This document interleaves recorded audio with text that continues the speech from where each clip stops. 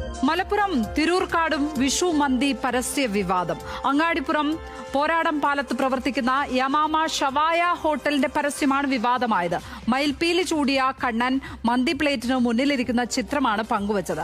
Hotel ഉടമകളായ Pookkottur സ്വദേശി മുസ്തഫ, ഷാഹുൽ ഹമീദ്, എറാംതോട് സ്വദേശി മുഹമ്മദ് ഷഹീൽ എന്നിവരെ പോലീസ് അറസ്റ്റ് ചെയ്തു. ഇന്ന് മാധ്യമങ്ങളിൽ കാണുന്ന ഒരു വാർത്തയാണിത്. എന്ത് മനുഷ്യരാണല്ലേ! ഹിന്ദുമത വിശ്വാസികളുടെ അവരുടെ വിശ്വാസപ്രകാരം അത് പാടില്ല എന്നുണ്ടെങ്കിൽ നിങ്ങൾ എന്തിനാണ് അത്തരം പോസ്റ്ററുകൾ ഇറക്കുന്നത്? നിങ്ങൾക്ക് വിഷു ആശംസ ഇറക്കണം എന്നുണ്ടെങ്കിൽ വേറെ എന്തൊക്കെ മാർഗങ്ങളുണ്ടോ? അവർ ദൈവത്തിൻ്റെ ഒരു ഫോട്ടോയും വെച്ചിട്ട് ഷവായുടെയും മന്തിയുടെയും അൽഫാബിൻ്റെ ഒക്കെ ഫോട്ടോ വെച്ച് പോസ്റ്റർ ഇറക്കുമ്പോൾ സ്വാഭാവികമായിട്ടും അവരെ സംബന്ധിച്ചോളം അതൊരു വല്ലാത്ത വേദന തന്നെയല്ലേ. അത് ഈ മലപ്പുറം തിരൂർക്കാട് പെരിന്തൽമണ്ണയിൽ നേരത്തെ ചേർത്തലയിലുണ്ടായിരുന്ന ആ ഹോട്ടലിൽ പൂട്ടി ഇപ്പോഴും തുറന്നിട്ടില്ല. ആ ഹോട്ടലുകാരും ഇതുപോലെ ഒരു വിഷുവിന് ആശംസ ഇറക്കി നല്ല മന്തി കൊടുക്കണ കടയാണ്. മന്തിയുടെ മുൻപിൽ ശ്രീകൃഷ്ണൻ നിൽക്കുന്ന ഒരു ഫോട്ടോ. ഒരു ചോറയിക്കട ബുദ്ധി ഉണ്ടെങ്കിൽ മനസ്സിലാവൂലേ? അത് ശരിയല്ല, അത് അവർക്ക് ഉൾക്കൊള്ളാൻ പ്രയാസമാണ്. നമ്മളെ കുറിച്ചാണ് ഈ പറയുന്നതെങ്കിലോ. ഇപ്പോൾ ആദ്യത്തെ ചേർത്തലയിലെ വിഷയത്തിൽ അയാൾ അറസ്റ്റിലായി. ഇപ്പോൾ ഈ പെരിന്തൽമണ്ണയിലത്തെ വിഷയത്തിലും ഇവർ അറസ്റ്റിലായിട്ടുണ്ട്. ഇനിയിപ്പോൾ ഇത് NIA അന്വേഷിക്കണം. ഇതിൻ്റെ പിന്നെ തീവ്രവാദ ബന്ധമുണ്ട് എന്തൊക്കെ പറഞ്ഞ് ഹിന്ദു ഐക്യവേദി ഇത് വേറെ രീതിയിലേക്ക് കൊണ്ടുപോവാണ്.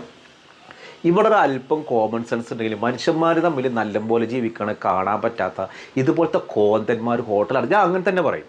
ഇത് നമ്മുടെ വല്ല കാര്യങ്ങളെക്കുറിച്ചാണ് ഇങ്ങനെ പോസ്റ്റ് ഇറക്കിയെങ്കിൽ. ഇപ്പോൾ കഴിഞ്ഞ ദിവസം റമദാൻ ആശംസ എന്ന് പറഞ്ഞിട്ട് ചേർത്തലയിൽ ഇതിന് മറുപടിയായിട്ട് ഒരാളിറക്കിയ വീഡിയോ എന്താ പറയുക, ഒരു തൊപ്പിയൊക്കെ ഇട്ട ഒരാൾ എന്നിട്ട് പന്നിയുടെ ഫോട്ടോയും വെച്ച് റമദാൻ ആശംസകൾ ഓനെയും പോലീസ് കേസെടുത്തിട്ടുണ്ട്. അപ്പോൾ ഇത് നമ്മുടെ നാട്ടിൽ വർഗീയത ഉണ്ടാക്കാൻ ഉപകരിക്കുന്ന ഒരു തരം കളിയാണിത്. ഇതെന്താണെന്നറിയോ?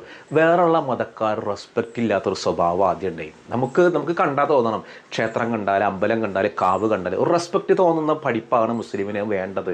നമ്മുടെ നാട്ടിൽ ഒരുപാട് മതങ്ങളും ഒരുപാട് ജാതികളും ചിന്തകളും ഇസങ്ങളൊക്കെ ഉണ്ട്. എല്ലാവരും റെസ്പെക്ട് ചെയ്ത് ഇൻ്റെ മതം മാത്രം ശരി, ഇൻ്റെത് മാത്രം നന്നുള്ളൂ എന്ന് കരുതി ജീവിക്കുമ്പോൾ അത് ചിന്തകൾ വരും. ഇനിയിപ്പോൾ അത് എവിടെയൊക്കെ പോണത്? സോഷ്യൽ മീഡിയ മുഴുവനും വർഗീയതയാണ്. ഒരു ചിന്തിക്കണം, ഇത് മനഃപൂർവ്വമല്ലേ?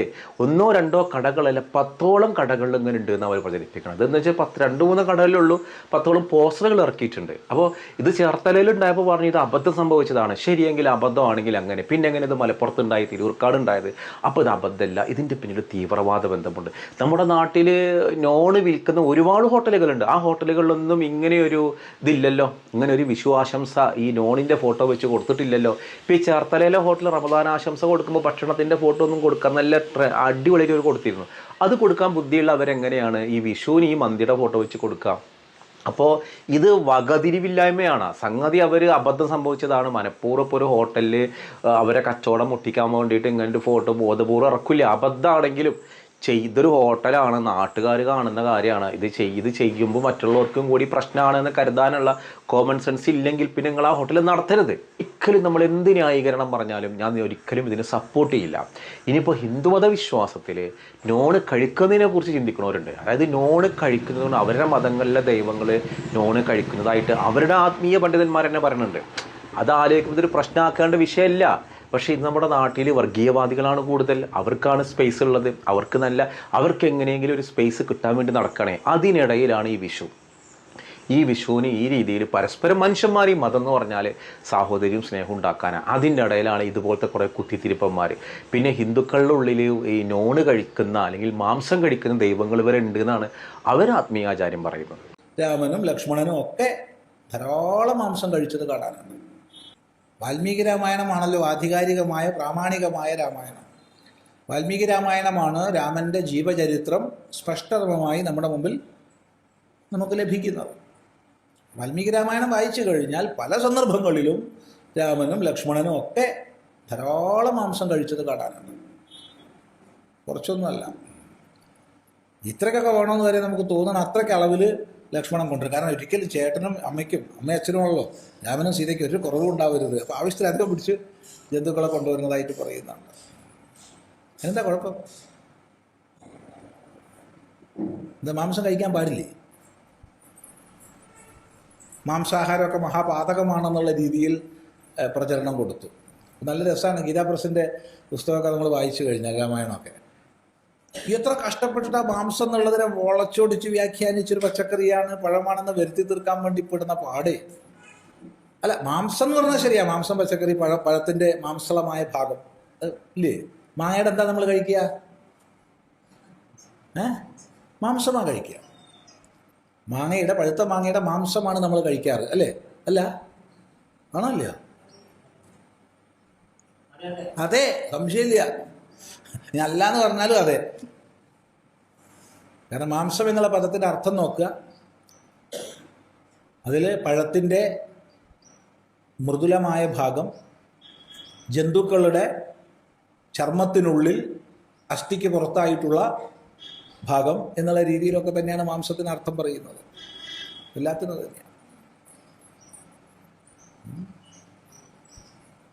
അതേ സമയത്ത് മഹിഷം, വരാഹം എന്നൊക്കെ പറഞ്ഞാൽ പോത്ത്, പന്നി എന്നൊക്കെ തന്നെയാണ് അർത്ഥം.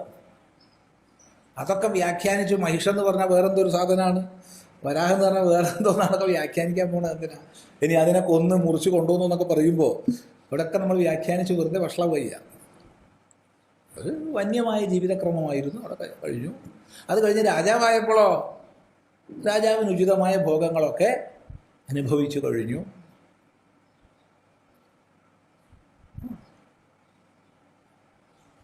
ഇന്നും നമ്മൾ ബംഗാളത്തിലൊക്കെ പോയി കഴിഞ്ഞാൽ ക്ഷേത്രത്തിലെ പൂജകന്മാർ, തന്ത്രിമാർ എല്ലാവരും 99.9 പേരും മദ്യം കഴിക്കും, മത്സ്യം കഴിക്കുന്നവരാണ്.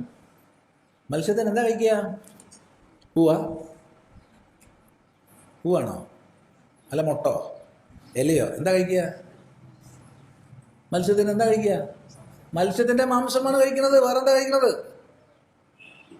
പൂജിക്കാൻ പോകുമ്പോൾ മീൻ പിടിച്ചിട്ടാണെങ്കിൽ കൊണ്ടുപോയി അമ്പലത്തിന് മുമ്പിലവിടെ വെച്ച് അകത്ത് പോയി പൂജയൊക്കെ കഴിഞ്ഞ് മീൻ കൊടുത്ത് പോയി കറി വെച്ചുണ്ടാക്കും. ഇത് അവർ ഹിന്ദുക്കളല്ലേ? വിവേകാനന്ദ സ്വാമികളൊന്നും ഹിന്ദു അല്ലേ?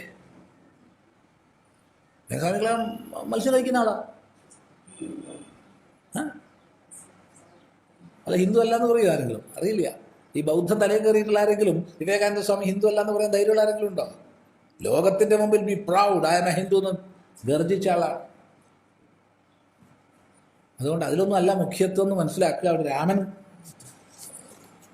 നല്ലോണം പച്ചക്കറിയും കഴിച്ചിട്ടുണ്ട്, പഴവും കഴിച്ചിട്ടുണ്ട്, വെള്ളവും കുടിച്ചിട്ടുണ്ട്, പട്ടിണി കിടക്കേണ്ടപ്പോൾ പട്ടിണിയും കിടന്നിട്ടുണ്ട്, കിട്ടിയപ്പോൾ നല്ല ഇറച്ചിയും കഴിച്ചിട്ടുണ്ട്. പക്ഷേ അനുഷ്ഠാനങ്ങൾ വ്യതിചലിക്കാതെ ധർമ്മത്തിൽ ഉറച്ചു വസിച്ച ധർമ്മമൂർത്തിയാണ് രാമൻ. എഴുത്തച്ഛൻ രാമായണത്തിൽ ഭരദ്വാജാശ്രമ പ്രവേശന സമയത്ത് സോദരനോടൊപ്പം ഒരു മൃഗത്തെ കൊന്ന് ഭുജിച്ച് സുഖിച്ചു എന്ന് കാണുന്നു. ഇതിന് മറ്റു വ്യാഖ്യാനങ്ങൾ എന്തെങ്കിലും ഉണ്ട്? എന്തിനവർ വ്യാഖ്യാനിക്കുന്നത്? മൃഗം എന്ന് പറഞ്ഞാൽ മാൻ എന്നാണ് അർത്ഥം. മാനിനെ കൊന്നു സുഖമായിട്ട് ഭക്ഷണം കഴിച്ചു, എന്താ കുഴപ്പം?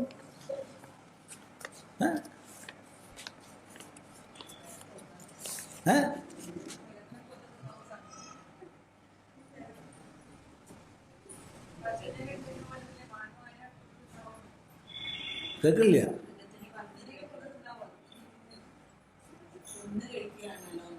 പിന്നെ കൊല്ലാണ്ട് പച്ച കഴിക്കാൻ പറ്റുമോ? പച്ച കഴിക്കണം, അതേപടി വിഴുങ്ങണത് സർപ്പമൊക്കെയാണ് കൊല്ലാണ്ട് വിഴുങ്ങുക. സർപ്പം, അതുപോലെ ഉരകങ്ങൾ അല്ലേ? ഉരകങ്ങൾ അങ്ങനെ വിഴുങ്ങും. വലിയ പശുക്കുട്ടീനെയൊക്കെ, വലിയ മാൻകുട്ടീനെയൊക്കെ ഉരകങ്ങൾ അങ്ങനെ വിഴുങ്ങും. അല്ലാതെ ഈ പല്ലുകൾ, കൈകാൽ ഭേദങ്ങളുള്ള ജന്തുക്കളൊക്കെ പിടിച്ച് കൊന്നിട്ട് തന്നെയാണ് പൊതുവെ കഴിക്കാറ്, ഇല്ലേ? അങ്ങനെയല്ലേ? നമ്മൾ കഴിക്കണില്ലേ, അതുകൊണ്ട് ബാക്കിയുള്ളവരാരും കഴിക്കരുതെന്ന് പറയാൻ നമുക്ക് പറ്റുമോ? മാംസം വേണ്ടവർ മാംസം കഴിച്ചോട്ടെ, കഴിക്കേണ്ടാത്തവർ കഴിക്കണ്ട. സംഘപരിവാർ പറഞ്ഞു കൊടുക്കുന്നൊരു മതവ്യാഖ്യാനാണ് പലരും കേട്ടിട്ടുള്ളത്. അതുകൊണ്ടാണ് ഈ ഒരു ബേജാറും പ്രശ്നങ്ങളൊക്കെ. ഇതുപോലത്തെ നല്ല ആത്മീയ ആചാര്യന്മാർ അവരെ മതം പഠിപ്പിക്കട്ടെ. സത്യം പറഞ്ഞാൽ ഈ മദ്രസയിൽ പഠിപ്പിക്കണ പോലെ ഹിന്ദുക്കളും ഇതുപോലെ മതം പഠിക്കണം, ഇതുപോലത്തെ ആൾക്കാരിൽ നിന്നിട്ടാണ്, അല്ലാതെ വർഗീയവാദികളിൽ നിന്നല്ല. എന്തായാലും നാട്ടിൽ സമാധാനമാണ് വേണ്ടത്. ഞാൻ ആ ഹോട്ടലുകാരൊപ്പം ഞാൻ ഒരിക്കലും സപ്പോർട്ട് ചെയ്യില്ല. എന്തായാലും ആ പ്രശ്നങ്ങളൊക്കെ കെട്ടടങ്ങട്ടെ, അവസാനിക്കട്ടെ, നാട് സമാധാനത്തിലാവട്ടെ, നമുക്ക് പ്രാർത്ഥിക്കാം. പിന്നെ ഇതിന് മുന്നിൽ തീവ്രവാദ ബന്ധങ്ങളൊന്നുമില്ല. അതൊക്കെ വെറുതെ കിട്ടിയ അവസരം അവർ മുതലാക്കുകയാണ്. അതാണ് പറഞ്ഞത്, ഇങ്ങനത്തെ പ്രശ്നങ്ങളൊക്കെ കൊണ്ടെത്തിക്കുക ഇതുപോലത്തെ ഒരു സങ്കീർണതയിലേക്കാണ്.